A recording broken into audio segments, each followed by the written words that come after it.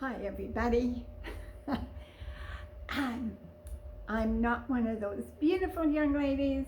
I'm not one of those robust young men that comes on and does all these videos and whatnot. I'm just a little old lady that knows a little bit about horses. And this is my model horse. I'm pretty sure he's a gaited horse, but we'll forgive him for that. This video is about how to check your horse's feet and legs. Now, an ounce of prevention can save you thousands. It can save you your horse's life. And I know people don't know how to check their horse's feet and legs. Some people do, but a lot of people don't. So I want to fill in the gaps here. And I'm going to give you a little bit of philosophy to begin with. I don't particularly consider myself to be a really smart person. What I have is 5 decades of being out there doing it and listening to really well-educated, really smart people and stockpiling all that information in my little head. And because you grow up with ideas about impressions of yourself, and I always think, because I'm who I am, if I know what I know and I figured out what I know, then everybody else would, because everybody else is that much smarter than I am. But so I have to remember that I've met a lot of really wonderful horse people and that I do have something to share. So going forward with that, one of the things that I want to know is what kind of condition are the horse's legs in from the knee, and hock down. It used to be that you could say 95% of your lamenesses were from the knee and hock down. And now we're pushing our horses so much harder, often so much younger, and maybe saddles don't fit properly. We're pushing the horses harder athletically. We're doing more demanding sports with them, and so we're pushing the outer limits of our horses' athletic abilities and their physical structures as well as their emotional structures. So I always want to know what, I'm going to turn my horsey around here. I always want to know what the leg is looking like back here, particularly behind the knee and below the knee on those 2 back tendons. There's a ligament that runs across there, and it can take a beating. And I want to know how that feels, because sometimes you'll notice if you're starting to have issues with your footing or shoeing or just general wear and tear on your horse, you'll notice it starts to get a little bit of a bump there. And you want to pay attention to that. And you want to know when that comes up. And so if I am working a horse towards performance, then that's the horse that I will,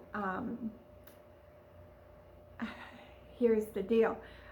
I will wrap that horse's legs with support bandages, and I'll use Escadron wraps underneath, and then I'll put a bandage over top of that. You never want to bandage directly onto a bare leg.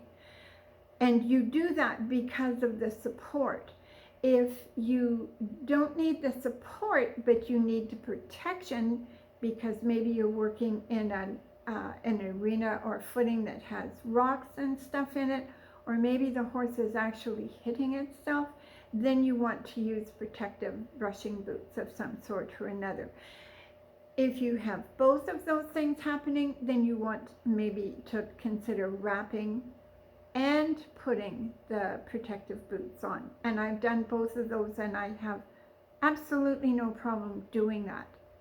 So I want to know what the back of the leg feels like here, okay, on both legs, front legs, and I also, on the front legs, you don't see too much swelling down here in the front end, usually, but you can find a lot of swelling in the back leg, just above the fetlock joint.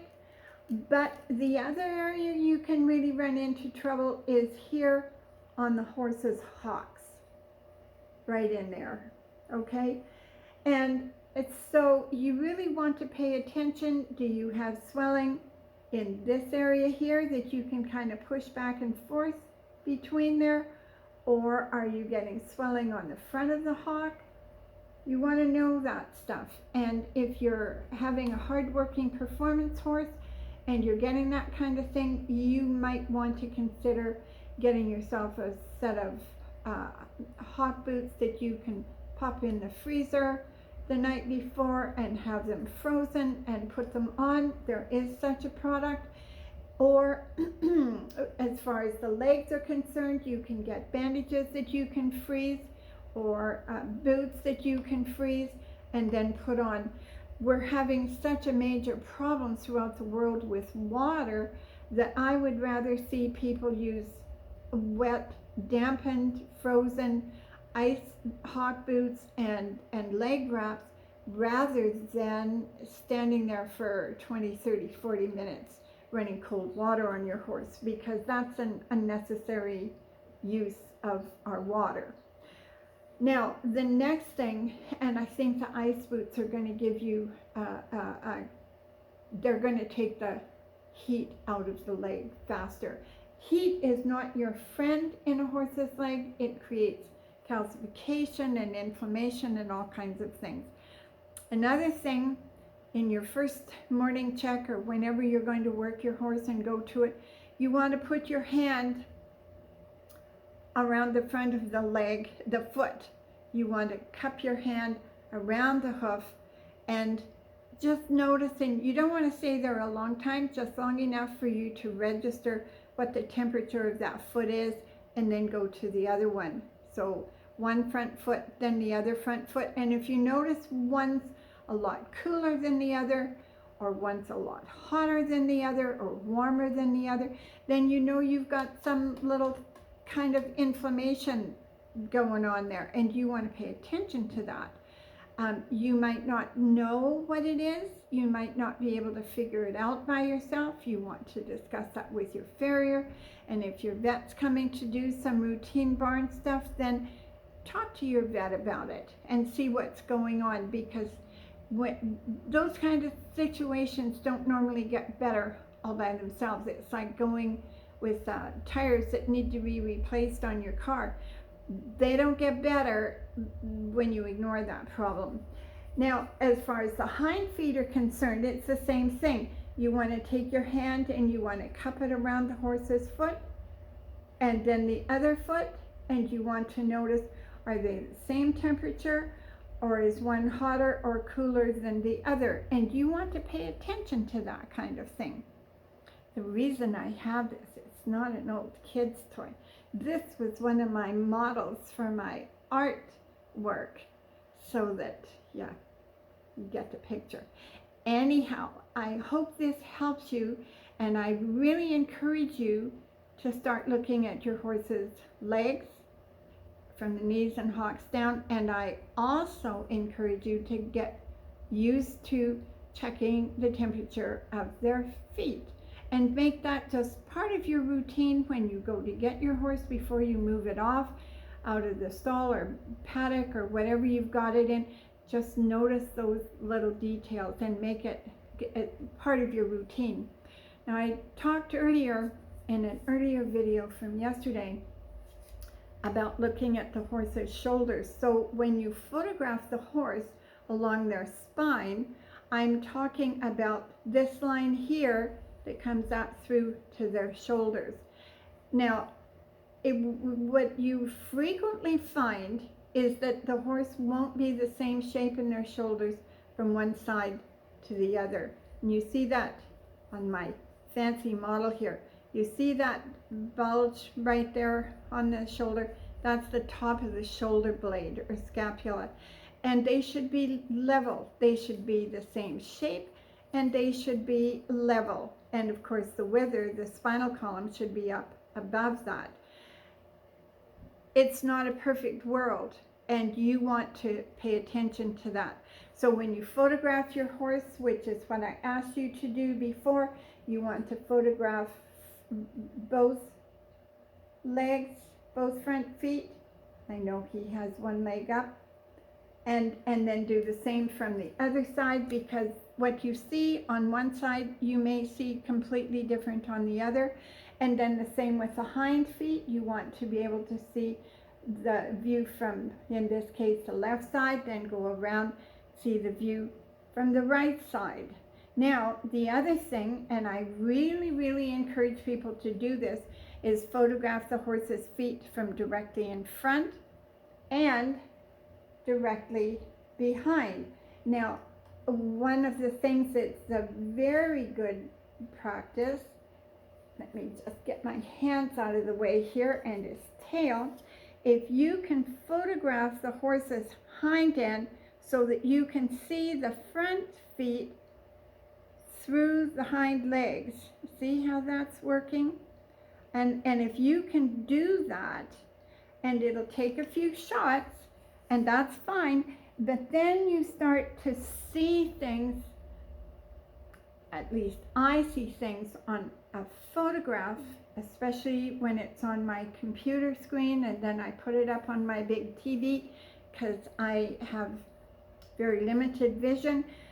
So you want to be able to drop that plumb line and see how straight that leg is, or if there's deviation, and if there is, where is that deviation? Sometimes if the leg is actually crooked, say in a knee joint, you can't straighten that. If it's a mature horse, you don't want to straighten it because that's the way it is, and if you go straightening it, then you run into more trouble. I just had another thought that kind of floated in and out of my head here. One of the things that I saw recently on a horse I was working with is, and it was on a front leg, but it'll work better if I show you on a hind here, is drawing a straight line down through the back of the leg, through the fetlock, through the pastern, into the heels of the horse. You could really see the deviation. It didn't come straight down. It kind of took a bit of a scenic route. You want to know if that's happening, and you want to discuss it with your farrier, and you want to be really clear about that. Don't be shy. It's your horse and you need to know what's going on. Now, I'm going to bring this a little closer, and I want to talk about the last weight-bearing part of the foot. It's where the heel is, back here. Now, this horse is barefoot. If you have a shoe on, the last weight-bearing point will be where the heel of that shoe is. So what you really want to do, if I straighten this up a little bit, so we're pretending this horse is kind of half-assed, standing on this leg at the halt instead of in motion. Another thing you want to be able to do is draw a straight line down the front of the cannon bone, down through the leg down to the ground. And what you really want to be able to do is to see that straight line will come down ahead of the last weight-bearing point of that foot. It doesn't have to be very far forward. In fact, if it's a third of the way or less, that's fine, that works. It's when the front of the cannon bone comes down behind the last weight-bearing point of the foot, then that means all the weight of the horse is coming on the structure, the soft structure of the horse's leg, instead of on the bones. And that's one of the main problems that we have keeping these horses sound. Thank you. I hope this really helps everybody. Good night.